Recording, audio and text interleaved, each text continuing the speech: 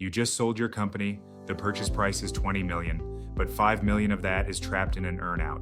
You think you're getting a capital gain, but the IRS sees ordinary income. If you don't structure this right, you aren't looking at a 20% tax rate. You're looking at 37%. That mistake just cost you over $800,000. To achieve capital gains treatment on an earnout, you must move the narrative away from active service and into asset valuation. Let's talk about what is required to protect your exit proceeds.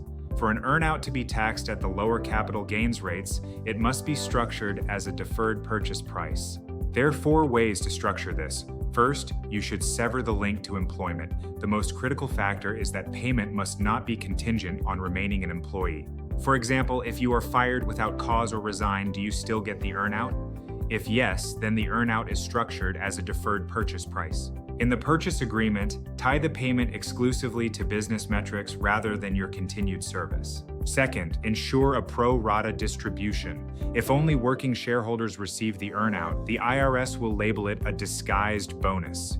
The purchase agreement should distribute the earnout to all selling shareholders in proportion to their ownership, regardless of whether they stay on post-sale. Third, maintain a fair market salary. If you take a below-market salary, the IRS will argue the earnout is actually missing wages. Your employment agreement should set your post-closing compensation at a rate consistent with industry standards for your role. Finally, the agreement should reflect a disagreement on asset value, not an incentive.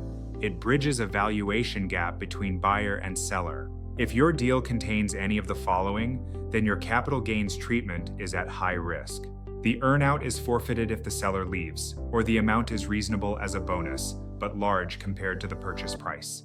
There is no ceiling or cap on the earnout, or the buyer refers to the payments as compensation in internal emails. M&A deals are not just about the total purchase price, it's about what you actually keep.